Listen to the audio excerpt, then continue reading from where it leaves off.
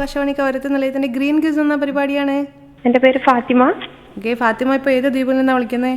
കവരത്തി നിന്നാണ് വിളിക്കുന്നത്. സ്റ്റുഡന്റ് ആണോ? അല്ലല്ല, ഞാൻ വർക്കിംഗ് ആണ്. ഓക്കെ, എവിടെയാണ് വർക്ക് ചെയ്യുന്നത്? ഞാൻ ലീഗൽ സർവീസസ് അതോറിറ്റിയിൽ. നമ്മുടെ ആകാശവാണിയുടെ നേരത്തെയുള്ള പരിപാടികളിൽ പങ്കെടുത്തിരുന്നോ? പങ്കെടുത്തിട്ടുണ്ട്. ഓക്കെ, ആകാശവാണി അനൗൺസറായിട്ടും വർക്ക് ചെയ്തിട്ടുണ്ടല്ലേ? അതെ അതെ. ഓക്കെ, ഫാത്തിമ ഇപ്പൊ സുഖമായിട്ടിരിക്കുന്നോ? അൽഹംദുലില്ലാ, അങ്ങനെ പോകുന്നു. എങ്ങനെ ഇപ്പൊ ടച്ച് ഉണ്ടോ ജനറൽ നോളജ് ആയിട്ടൊക്കെ?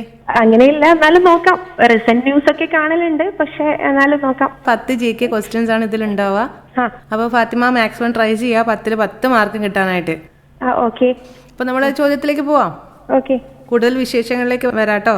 ഓക്കെ. ഓക്കെ, ഫസ്റ്റ് ക്വസ്റ്റ്യൻ വരുന്നത്, കുത്തബ് മിനാർ നിർമ്മിച്ചത് ആരാണ്? കുതുബുദ്ദീൻ ഐബക്. കുതുബുദ്ദീൻ ഐബക്, ഉത്തരം ശരിയാണ്. അങ്ങനെ നേരത്തെ പഠിച്ചതിന്റെ ഓർമ്മയ്ക്കാണോ പറഞ്ഞത്? അതെ അതെ, അറിയാലോ. കുതുബ് മിനാർ നിർമ്മിച്ച ആളുടെ പേരിൽ തന്നെയാണല്ലോ ആ മിനാർ ഉള്ളത്.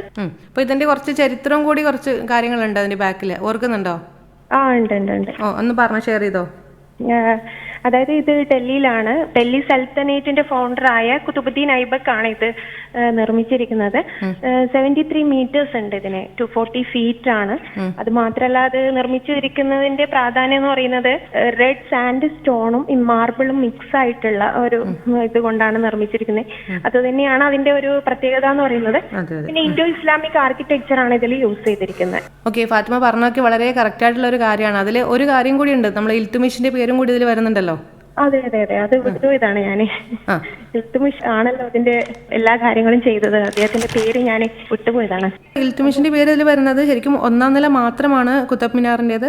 കുതുബുദ്ദീൻ ഐബക് പൂർത്തിയാക്കിയത്. ഐബക്കിന് പിൻഗാമിയായ ഇൽത്തുമിഷാണ് പിന്നീട് വന്ന 3 നിലകൾ കൂടി ചേർത്ത് ഇതിന്റെ ഭൂരിഭാഗം പണിയും പൂർത്തിയാക്കിയത്. ഓക്കെ, ബാക്കി എല്ലാ ഡീറ്റെയിൽസും കാര്യങ്ങളും ഇതുമായിട്ട് ബന്ധപ്പെട്ട എല്ലാം തന്നെ ഫാത്തിമ പറഞ്ഞിട്ടുണ്ട്. ഓക്കെ, അപ്പോൾ നമ്മൾ രണ്ടാമത്തെ ചോദ്യത്തിലേക്ക് പോവാം. രണ്ടാമത്തെ ചോദ്യം എന്ന് പറയുന്നത് നമ്മൾ ഓസ്കാറുമായിട്ട് ബന്ധപ്പെട്ട ഒരു ചോദ്യമാണ്. ഓസ്കാർ നേടിയ ആദ്യ ഇന്ത്യൻ സിനിമാ ഗാനം ഏതാണ്? ആദ്യ ഇന്ത്യൻ സിനിമാ ഗാനം സ്ലംഡോഗ് മില്യനെയറിന് വേണ്ടി AR റഹ്മാൻ പാടിയ ഗാനം അല്ല. ഇപ്പൊ നമ്മൾ ചോദിച്ചിരിക്കുന്ന ചോദ്യം ഒന്നുകൂടി ഞാൻ ആവർത്തിക്കാം. ഓസ്കാർ നേടിയ ആദ്യ ഇന്ത്യൻ സിനിമാ ഗാനം, അതായത് പൂർണ്ണമായിട്ടും ഇന്ത്യയിൽ തന്നെ നിർമ്മിച്ച ഒരു ഫിലിമാണ്, അതിൽ നിന്നുള്ള ഒരു ഗാനം. ആ ഗാനത്തിനാണ് ഓസ്കാർ. ഇപ്പൊ ലേറ്റസ്റ്റ് ആയിട്ടുള്ളതാണ്, 2023 എന്തായാലും 2023 ഞാൻ പറയാം. അത് RRR എന്ന് പറയുന്ന സിനിമക്ക് വേണ്ടിയിട്ട് നാട്ട് എന്ന് പറയുന്ന പാട്ടല്ലേ? Very good. ഓക്കെ, അത് തന്നെയാണ്. അപ്പം നേരത്തെ ഇപ്പോൾ ഫാത്തിമ പറഞ്ഞു 2009 നമ്മുടെ AR റഹ്മാന് ലഭിച്ചത് സ്ലം ഡോഗ് മില്യണയർ എന്ന ചിത്രത്തിലൂടെ. ഇത് ശരിക്കും നമ്മുടെ ഇന്ത്യയിൽ നിന്നുള്ള ഒരു നിർമ്മാണമല്ലായിരുന്നു ആ ചിത്രം എന്ന് പറയുന്നത്. അപ്പോൾ നമ്മൾ ഇന്ത്യയിൽ പൂർണ്ണമായിട്ട് നിർമ്മിച്ചതിൽ ആദ്യമായിട്ട് ഒരു ഗാനത്തിന് ഓസ്കാർ ലഭിക്കുന്നത് ഈ RRR എന്ന തെലുങ്ക് ചിത്രത്തിലെ നാട്ടാണ്. ആ പാട്ടിനാണ് ലഭിച്ചത്. ഓക്കെ, 95ാമത് അക്കാദമി അവാർഡിൽ മികച്ച ഒറിജിനൽ ഗാനത്തിനുള്ള പുരസ്കാരമാണ് MM കീരവാണി സംഗീതം നൽകിയ ഈ ഗാനം സ്വന്തമാക്കിയത്. ഇതിന്റെ ഗാനരചയിതാവ് ചന്ദ്രബോസ്, ഗായകർ എന്ന് പറയുന്നത് രാഹുൽ സിപ്ലിഗംഗ്, കാലഭൈരവ എന്നിവരാണ്. നമുക്ക് മൂന്നാമത്തെ ചോദ്യത്തിലേക്ക് പോവാം. ഏതു ദിവസമാണ് ലോകാരോഗ്യ ദിനമായി ആചരിക്കുന്നത്? World health day. April 7 ആണ് ലോകാരോഗ്യ ദിനമായിട്ട് ആചരിക്കുന്നത്. വളരെ ശരിയാണ്. ശരി. ലോകാരോഗ്യ സംഘടനയുടെ സ്ഥാപക ദിനമായ April 7 ആണ് ലോകാരോഗ്യ ദിനമായി ആചരിച്ചു വരുന്നത്. 1950 മുതലാണ് April 7 ലോകാരോഗ്യ ദിനമായി ആചരിക്കാൻ തുടങ്ങിയത്. ഇതിന്റെ പ്രധാന ലക്ഷ്യം എന്ന് പറയുന്നത് നമ്മൾ ഏതെങ്കിലും ആഗോള ആരോഗ്യ പ്രശ്നത്തെ ലോക ശ്രദ്ധയിൽ കൊണ്ടുവരിക എന്നതാണ് ഇതിന്റെ പ്രധാനമായിട്ടുള്ള ഒരു ലക്ഷ്യം. അപ്പൊ നമ്മൾ 3 ചോദ്യങ്ങൾ കംപ്ലീറ്റ് ആക്കിയിരിക്കുകയാണ്.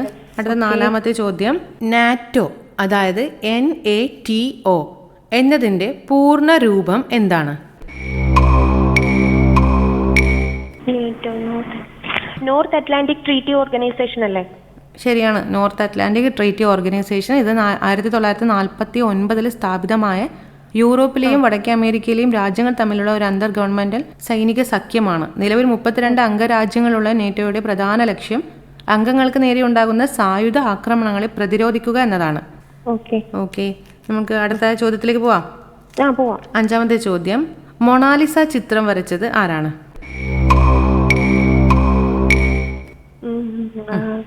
ഡാവിഞ്ചി. ആ ശരിയാണ്, Leonardo da Vinci. Leonardo da Vinci. Okay. ലോക പ്രശസ്തമായ മൊണാലിസ ചിത്രം വരച്ചത് ഇറ്റാലിയൻ നവോത്ഥാന കലാകാരനായ ലിയനാർഡോ ഡാവിഞ്ചിയാണ്. 16-ാം നൂറ്റാണ്ടിന്റെ തുടക്കത്തിൽ പ്ലോപ്പർ തടിയിൽ ഓയിൽ പെയിന്റ് ഉപയോഗിച്ചാണ് അദ്ദേഹം ഈ മാസ്റ്റർ പീസ് നിർമ്മിച്ചത്. അതെ. കുറച്ചും കൂടി ഡീറ്റെയിൽ ആയിട്ട് വിവരങ്ങൾ കിട്ടിയില്ലേ? ഓ ശരിയാണ്, താങ്ക് യു. ഫാത്തിമ ഇപ്പൊ എന്തെങ്കിലും തിരക്കിലാണോ? നല്ല സ്പീഡിൽ സംസാരിക്കുന്ന പോലെ തോന്നുന്നുണ്ട്. അതെ, ഞാൻ ഓഫീസ് വർക്കിന്റെ ഇടയിലാണ് നിങ്ങളുടെ ഈ ഒരു പ്രോഗ്രാം അറ്റൻഡ് ചെയ്തോണ്ടിരിക്കുന്നത്. എങ്ങനെ വർക്കൊക്കെ നല്ല വർക്കാണോ? അത്യാവശ്യം. അപ്പൊ നല്ല തിരക്ക് പിടിച്ച ജീവിതമാണോ? തിരക്ക് പിടിച്ച ജീവിതമൊന്നുമല്ല, എന്നാലും പീസ്ഫുൾ ആണ്. പീസ്ഫുൾ ആണോ? ഓക്കെ. എന്നാണ് സർവീസ് കയറുന്നത്? സർവീസിൽ ഞാൻ 2022 കയറുന്നത്. അതിനു മുമ്പ് പല മേഖലകളിലും വർക്ക് ചെയ്തു. സോഷ്യൽ സർവീസ് ആയിരുന്നു മെയിൻ. പിന്നെ ആകാശവാണിയിൽ അനൗൺസറായിട്ട് വർക്ക് ചെയ്തിട്ടുണ്ട്. ഹജ്ജ് കമ്മിറ്റിയിൽ വർക്ക് ചെയ്തിട്ടുണ്ട്. അങ്ങനെ ഒരുപാട് മേഖലകളിൽ വർക്ക് ചെയ്തിട്ടുണ്ട്. ഇപ്പൊ ഒരുപാട് എക്സ്പീരിയൻസസ് ഉണ്ടാവുമല്ലോ. ഉണ്ട്. നേരത്തെ മൾട്ടി ടാസ്ക് ആയിരുന്നു, ഇപ്പോ അത് കുറച്ച് കുറഞ്ഞു. ഇപ്പൊ ഒരു എംപ്ലോയി ആയതുകൊണ്ട് പിന്നെ കുറച്ച് ഫോക്കസ്ഡ് ആണ് ഇതില്. ഇപ്പൊ എങ്ങനെയാ വ്യത്യാസം തോന്നുന്നുണ്ട് ജീവിതത്തില്? പബ്ലിക്കിന്റെ ഇടയിൽ അധികം നമുക്ക് പ്രവർത്തിക്കാൻ കഴിയുന്നില്ല ഇപ്പൊ. അതൊരു വലിയൊരു വിഷമാണ്. എന്നാലും കിട്ടുന്ന സമയമൊക്കെ അതിനായിട്ട് സ്പെൻഡ് ചെയ്യാറുണ്ടല്ലേ? ഉണ്ട്. അങ്ങനെ തന്നെ പോവാട്ടോ. നമ്മൾ എന്ത് ചെയ്യുമ്പോഴും നമുക്ക് മനസ്സിന് എന്താണ് സന്തോഷം കിട്ടുന്നത് ആ കാര്യങ്ങൾ കൂടുതലായിട്ട് ചെയ്യാൻ ശ്രമിക്കാം. ഇപ്പൊ ഫാത്തിമ ഒന്ന് ആക്റ്റീവായിട്ട് തന്നെ സൊസൈറ്റിക്ക് മുമ്പിൽ ഉണ്ടാവണം കേട്ടോ. ഇപ്പൊ നമ്മൾ 5 ചോദ്യങ്ങൾ ചോദിച്ചിരിക്കുന്നു. 5ലും ആൻസർ കറക്റ്റ് ആയിട്ട് പറഞ്ഞപ്പോൾ 5 മാർക്ക് കിട്ടി. ഇതിൽ നമ്മൾ 10ല് 5 ചോദ്യങ്ങൾക്ക് കറക്റ്റായിട്ട് ആൻസർ പറഞ്ഞാൽ നമ്മൾ പ്രൈസ് കൊടുക്കുന്നത് സീഡ്സ് പാക്കറ്റും അതേപോലെ തന്നെ ആകാശവാണി കവരത്തിൽ നിലയിൽ നൽകുന്ന സർട്ടിഫിക്കറ്റുമാണ്. അപ്പോൾ ഫാത്തിമ എന്തായാലും ഈ സമ്മാനത്തിന് അർഹയായിരിക്കുകയാണ്. കൺഗ്രാറ്റുലേഷൻസ്. അല്ല, എങ്ങനെയാ അപ്പോൾ വീട്ടിൽ സമയം കിട്ടാറുണ്ടോ? അങ്ങനെ അവിടെ കൃഷിയൊക്കെ ഉണ്ടോ വീട്ടില്? കൃഷി എനിക്ക് അതിന് സമയം കിട്ടലില്ല. സത്യം പറയുകയാണെങ്കിൽ എന്റെ ഉമ്മ അതുമായിട്ട് ബന്ധപ്പെട്ട് കുറച്ച് കാര്യങ്ങൾ ചെയ്യലുണ്ട്. ഉമ്മക്ക് എന്തായാലും ഇതൊരു ഗിഫ്റ്റ് ആയിരിക്കും. ഓക്കെ, അപ്പൊ ഉമ്മക്ക് കൊടുക്കാല്ലേ? അതെ. പിന്നെ വേറെ ആരൊക്കെയുണ്ട് വീട്ടില്? വീട്ടില് സിബ്ലിങ്സും ഉണ്ട്. എന്റേത് ഒരു കൂട്ടുകുടുംബാണ്. അപ്പൊ സിസ്റ്റേഴ്സ് ഒക്കെ ചെയ്യുന്നുണ്ട്. അപ്പൊ അവർക്കും കൂടി വേണമെങ്കിൽ കൊടുക്കാൻ ഷെയർ ചെയ്യാലോ. പിന്നെ വേറെ ആരൊക്കെയാണ് വീട്ടിലുള്ളത്? വീട്ടില് ഗ്രാനി ഉണ്ട്, പിന്നെ ഉമ്മാന്റെ ഒരു ജ്യേഷ്ഠത്തി ഉണ്ട്, ഉമ്മയുണ്ട്, ബ്രദേഴ്സ് ഉണ്ട്. പിന്നെ ഞാൻ തറവാട്ടിലാണ്. എന്റെ വീട്ടിന്റെ തൊട്ടടുത്ത് തന്നെയാണ് എന്റെ 2 ഇളാമ്മമാരുടെ വീടും. നമ്മള് കോമ്പൗണ്ടിലാണ്. അപ്പൊ അതുകൊണ്ട് പിന്നെ ഭയങ്കര ഒരു രസമാണ് വീട്. ഒരു അണുകുടുംബം അല്ല, എന്തായാലും ഒരു കൂട്ടുകുടുംബം തന്നെയാണ്. നമുക്ക് ഭയങ്കര അതെ. വീട്ടില് എല്ലാവരും വരും പോവും, അങ്ങനെയൊക്കെയാണ്. ഇപ്പൊ ഒക്കെ ശരിക്കും നമ്മുടെ നാട്ടിലും ഇപ്പൊ ഒരുപാട് കുറഞ്ഞു വന്നു ആ കൂട്ടുകുടുംബ സമ്പ്രദായമൊക്കെ. ഇപ്പൊ എല്ലാവരും ന്യൂക്ലിയർ ഫാമിലിയിലേക്ക് മാറിക്കൊണ്ടിരിക്കുകയാണ്. പക്ഷെ എന്നാലും നമ്മൾ എന്നും പരസ്പരം കാണുന്നുണ്ടെങ്കിൽ പോലും ഒരുപാട് അകൽച്ച തോന്നുന്നുണ്ടല്ലേ ഒരുമിച്ച് നിൽക്കാതാവുമ്പോഴത്തേക്ക് വീട്ടില്? അതെ, നമ്മളങ്ങനെയല്ല. നമ്മള് എളാമന്റെ വീട്ടിലേക്ക് പോവും, അവിടെ വേണമെന്നുണ്ടെങ്കിൽ ഉറങ്ങും, അങ്ങനെയൊക്കെയാണ്. ഒരേ കോമ്പൗണ്ടിലാണല്ലോ നമ്മളുള്ളത്. അപ്പൊ അതുകൊണ്ട് പിന്നെ അത് വലിയൊരു ബുദ്ധിമുട്ടായിട്ടൊന്നും അങ്ങനെ ഫീൽ ചെയ്യലില്ല. ഫുഡ് കാര്യങ്ങളൊക്കെ ഇങ്ങനെ ഷെയർ ചെയ്യാറുണ്ടോ? ഷുവറായിട്ട് ഷെയർ ചെയ്യലുണ്ട്. അത് വീട്ടുകാര് തമ്മിൽ മാത്രമല്ല, അയൽവാസികൾ തമ്മിലൊക്കെ നമ്മൾ ഷെയർ ചെയ്യാറുണ്ട്. അങ്ങനെ നല്ലൊരു പീസ്ഫുൾ അറ്റ്മോസ്ഫിയർ ആണ് വീട്ടിലൊക്കെ. അതെ. അൽഹംദുലില്ലാ അങ്ങനെയാണ്. അടുത്ത ചോദ്യത്തിലേക്ക് പോയാലോ? പോവാം. കിഴക്കും പടിഞ്ഞാറും വിഭജിക്കുന്ന 0 ഡിഗ്രി സാങ്കല്പിക അക്ഷാംശ രേഖ ഏതാണ്? കിഴക്കും പടിഞ്ഞാറും വിഭജിക്കുന്ന, അതിനെ ഡിവൈഡ് ചെയ്യുന്ന 0 ഡിഗ്രിയിലുള്ള സാങ്കല്പിക രേഖ, അതായത് ഇക്വേറ്റർ അല്ല. അതാണ് ഞാൻ പറഞ്ഞ ഒന്നുകൂടി ക്വസ്റ്റ്യൻ ആവർത്തിക്കുക. ഇംഗ്ലീഷിൽ പറയാം question. Which imaginary line at 0 degree longitude divides east and west? Longitude ആണ്, ലാറ്റിറ്റ്യൂഡ് അല്ല. മാറിപ്പോകും അത് തമ്മിൽ. പ്രൈം മെറിഡിയൻ അല്ലേ? അതെ, പ്രൈം മെറിഡിയൻ ആണ്. ഫസ്റ്റ് തന്നെ ഇക്വേറ്റർ പറയാനുള്ള കാരണം എന്താ? ഇല്ല, എന്തിന് നമ്മൾ ഡിവൈഡ് ചെയ്യുമ്പോ ഓർമ്മ വരാ ഇക്വേറ്റർ ആണല്ലോ. അതന്നെ, അതുകൊണ്ടാണ്. അപ്പൊ എനിക്ക് തോന്നി എന്തായാലും ഈ ക്വസ്റ്റ്യൻ ചോദിക്കുമ്പോൾ തന്നെ ചാടിക്കരുത് പറയുന്നുള്ളത്. അതുകൊണ്ടാണ് ഞാൻ ഒന്നുകൂടി പറഞ്ഞത്.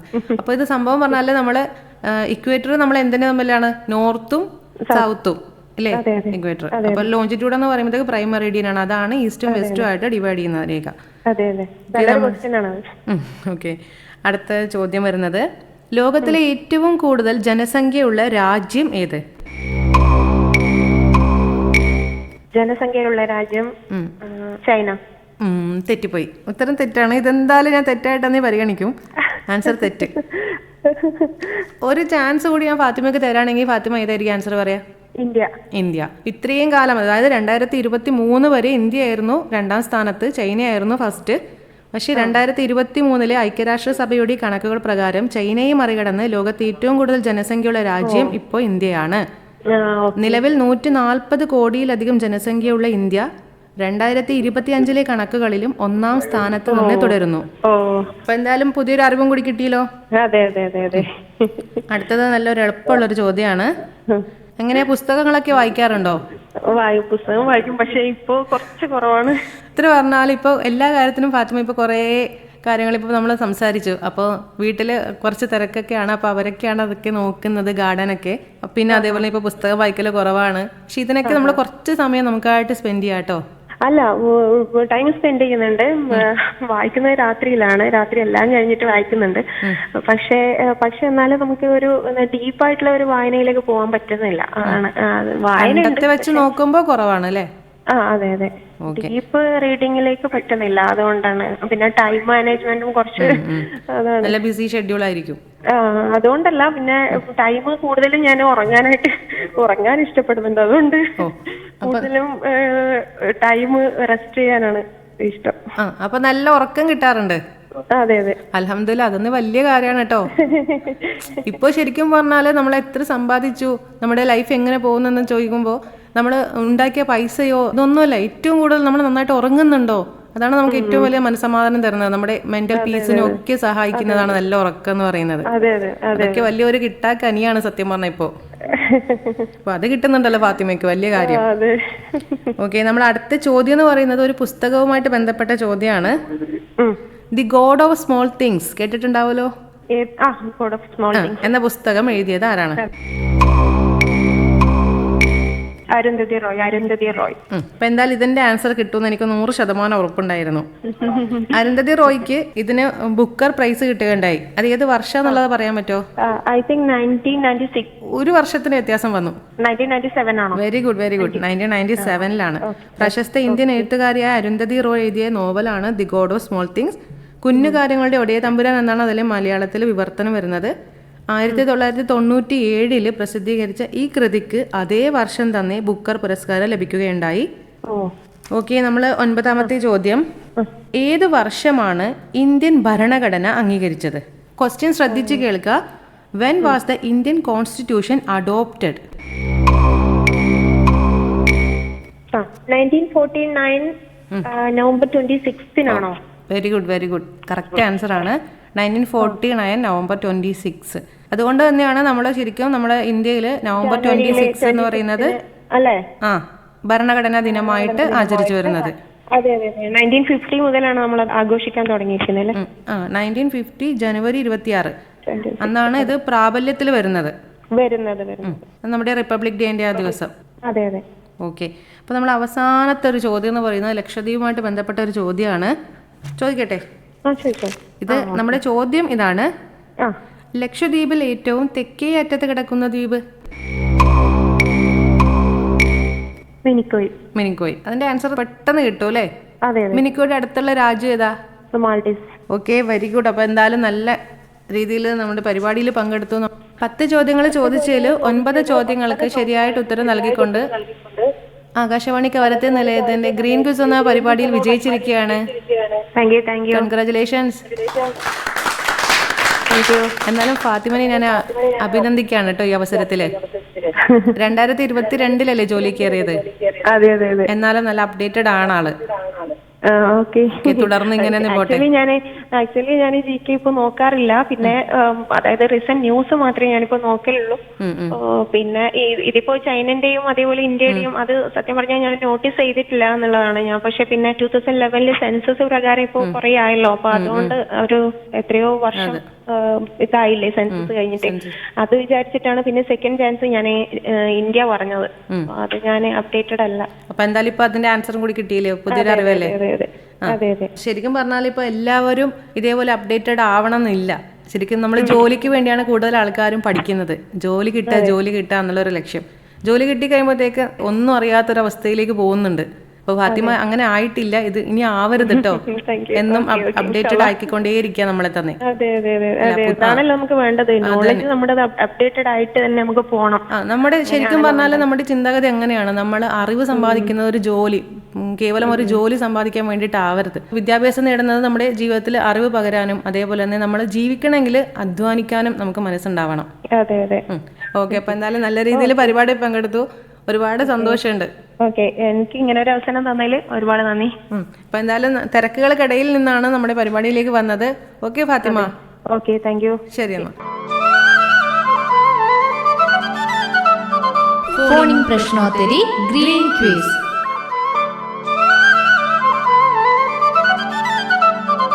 ഈ പരിപാടി തയ്യാറാക്കിയത് ഫസ്ലീന ബീഗം, ഉമ്പിയപുര.